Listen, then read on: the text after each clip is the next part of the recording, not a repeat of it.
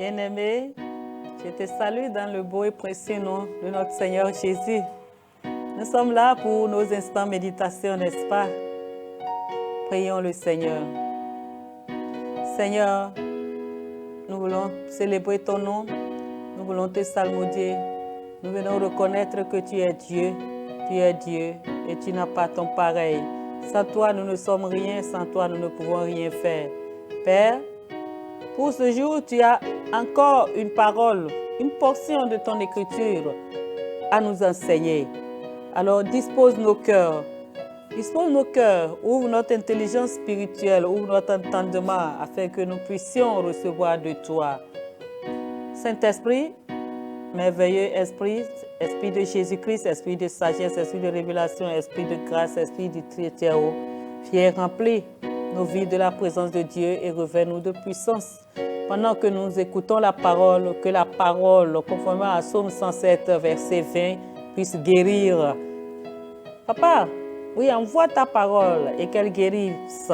Que ta parole, papa, délivre de la fausse, délivre de la destruction les vies en danger. Que ta parole restaure, redonne l'espoir, redonne la vie à ce qui a été détruit. Merci, papa. Au nom de Jésus, nous avons prié. Amen. Jésus-Christ est Seigneur. Il est sorti du tombeau, il est Seigneur.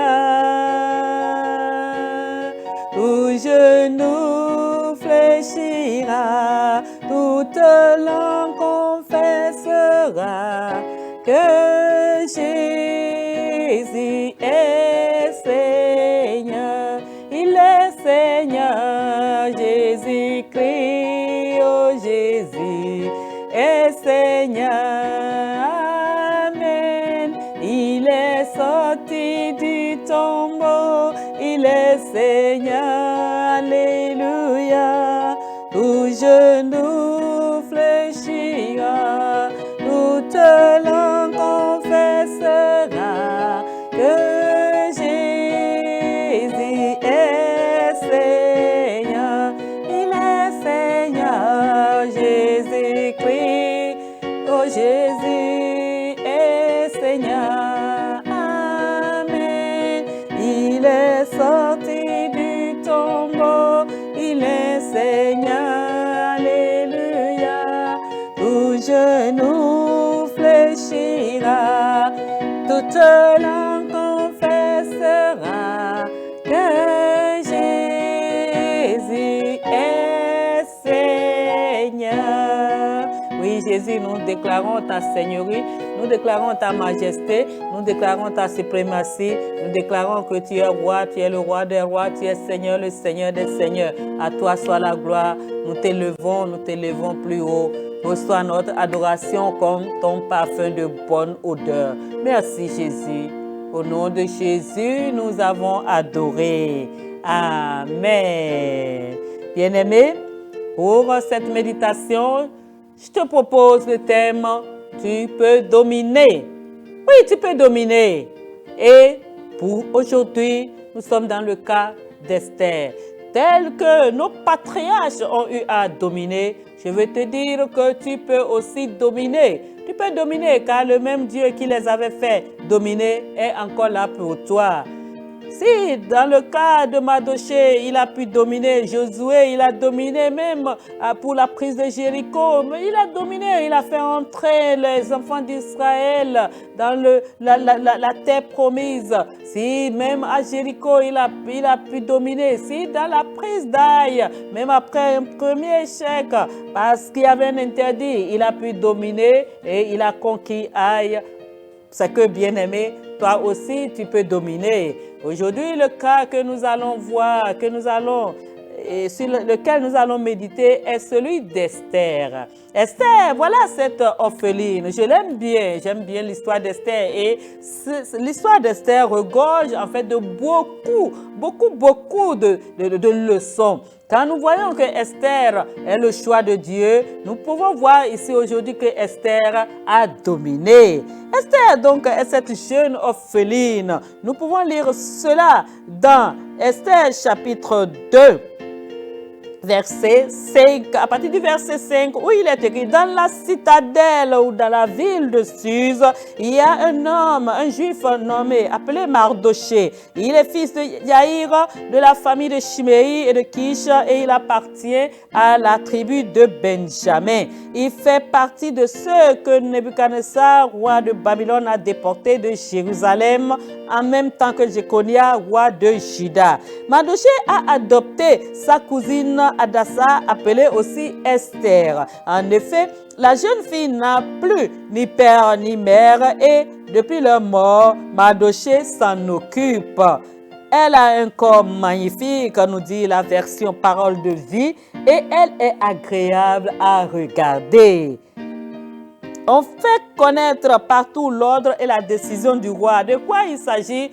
La reine Vasti ayant désobéi dans le chapitre précédent, elle est désormais une reine déchue. Alors les serviteurs du roi lui ont proposé de faire venir les filles vierges de la capitale pour pouvoir, dans le royaume, pour pouvoir sélectionner une parmi elles qui plaira au roi. C'est donc dans ce cadre que Esther, qui est fille adoptive de Mardoché, s'est retrouvée dans le lot. Donc Esther est là et elle est partie. Elle a dominé sur toutes les filles, sur toutes les autres candidates. Et c'est Esther qui, suivant le conseil d'Hégaï, l'eunuque et gardien du roi, nous pouvons lire cela dans Esther, dans le verset 15. Vous voyez, il est écrit: un jour, c'est le tour d'Esther, fils d'Abishai et fille adoptive de son cousin Mardoché. Elle doit se rendre auprès du roi. Elle demande seulement ce que Hégaï, l'eunuque chargé de la maison des femmes, lui a conseillé de prendre. Tous ceux qui voient Esther ont de l'affection pour elle. Elle trouvait faveur, elle trouvait grâce devant tous ceux devant qui elle se présentait. Donc, bien aimés, nous pouvons déjà, à partir de ce verset, tirer une leçon. Puisque nous voyons que Esther a écouté et elle a suivi les conseils d'Hégaï, l'eunuque du roi et gardien des femmes. Nous pouvons donc en tirer la leçon qui est que pour dominer, il faut écouter et suivre les conseils divins, les conseils pieux. Les conseils divins se trouvent dans la Bible. Les conseils pieux se trouvent dans la Bible. Mais Dieu peut utiliser des hommes qui ont sa crainte. Il peut utiliser des hommes pour te parler, pour te donner des conseils. Examine et vois si le conseil est divin et tu vas voir que si le conseil est divin, tu pourras dominer sur une situation dans laquelle tu te trouves. Bien aimé, donc, Esther au verset 17 de Esther chapitre 2, nous voyons Esther ici dominée. De quoi s'agit-il? Le verset 17 dit: le roi devient amoureux d'Esther plus que de toutes les autres femmes et parmi les jeunes filles, c'est elle qui gagne son affection et sa faveur. J'aime bien cette version. Il pose la couronne royale sur sa tête et la fait reine à la place de Vasti. Voici comment Esther a dominé sur toutes les autres. Elle a trouvé grâce, elle a gagné l'affection du roi. Il est devenu fou amoureux d'elle et il a posé la couronne royale sur sa tête, c'est-à-dire il l'a fait reine à la place d'Esther. Tu gagnes l'affection d'un roi maintenant et tu es établi sur ton trône, sur ton fauteuil d'honneur, tu es établi dans ta royauté au nom de Jésus. Quel que soit le fauteuil d'honneur qui t'avait été arraché, qui a été dévié du chemin de ta destinée, parce que tu suis cette histoire d'Esther, tu te connectes à la grâce qui a propulsé Esther et qui l'a établi reine sur l'empire du roi Assyrus. Tu es établi reine au nom de Jésus. Alors, bien-aimé, lors de son règne, pendant que Esther est là, la voilà encore confrontée à une situation juste après. Un complot est ourdi contre son mari, le roi. Mardochée, son oncle, vint l'en informer et Esther se voit bloquée. Elle se voit bloquée parce qu'à un certain moment, parce qu'il y a eu un protocole, qui était en cours et personne ne pourrait briser le protocole. De quoi s'agit-il? Personne ne peut se présenter devant le roi sans que le roi ne l'ait appelé.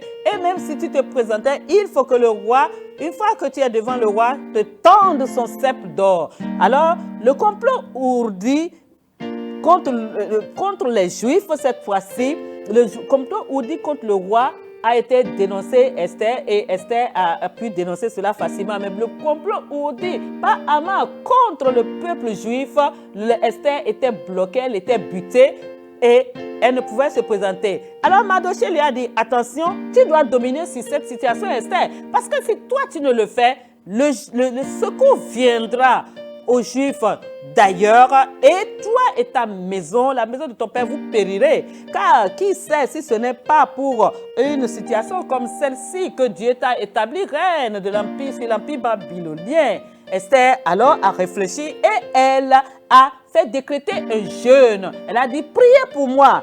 Et quand elle a prié, elle-même elle a prié, ses servantes ont prié, elle a demandé au peuple juif qui se trouvait dans la capitale suisse de prier et après le jeûne et la prière, Esther a eu l'audace. Parce que pour dominer, il faut avoir l'audace. Il faut avoir l'audace. Même Jésus a montré de l'audace. Les disciples, après Jésus, ont montré de l'audace. Donc, il faut avoir l'audace. Elle a eu de l'audace. Elle a eu du courage. Et elle s'est présentée. Elle a dit, si je dois périr, je périrai, mais je dois présenter le cas au roi. Une fois devant le roi, elle a obtenu sa faveur. Et le roi lui a tendu le sceptre d'or et elle a parlé. Le roi lui dit maintenant, elle a utilisé encore des stratégies. Le roi lui dit, Esther, qu'est-ce que tu veux? Et elle dit, roi, je veux t'inviter si je trouve grâce avec Haman chez moi. Elle a fait une première invitation, ils ont mangé. Le roi dit, qu'est-ce que tu veux? Elle dit, une deuxième invitation.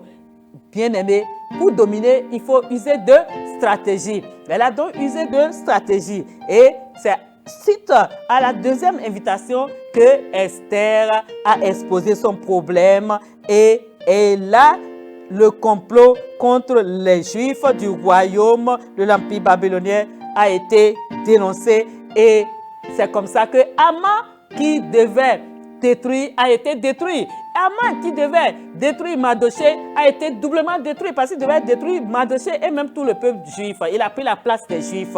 Ton ennemi prend ta place au nom de Jésus. Bien-aimé, tu peux dominer.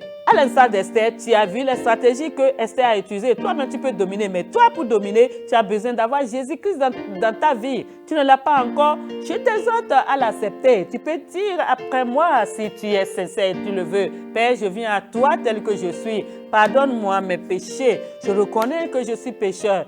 Lave-moi par le sang de Jésus. À partir d'aujourd'hui, je confesse et j'accepte Jésus-Christ comme mon sauveur et mon Seigneur. Donne-moi ton Saint-Esprit et que ton Saint-Esprit me guide jusqu'à la fin, change mon histoire, donne-moi de dominer. Bien-aimé, comme Esther, tu peux dominer. C'est ainsi que Esther a pris tout ce qui concerne Haman. Et ils ont donné ce qu'il faut donner à Mardochée. Bien-aimé, je dis que comme Esther, tu peux dominer et tu peux être établi. Domine maintenant. Tu peux dominer et tu domines déjà. Que l'onction de domination coule dans ta vie maintenant et opère en ta faveur au nom de Jésus. Tout va bien pour toi. Tu es divinement protégé. Tu es divinement préservé. La grâce de Dieu repose dans ta vie. Là où tu es malade dans ton corps, tu domines sur cette maladie et tu l'assujettis au nom de Jésus. Tu vas au-delà, tu domines et tu excelles. Tu excelles dans tous les domaines de la vie au nom de Jésus.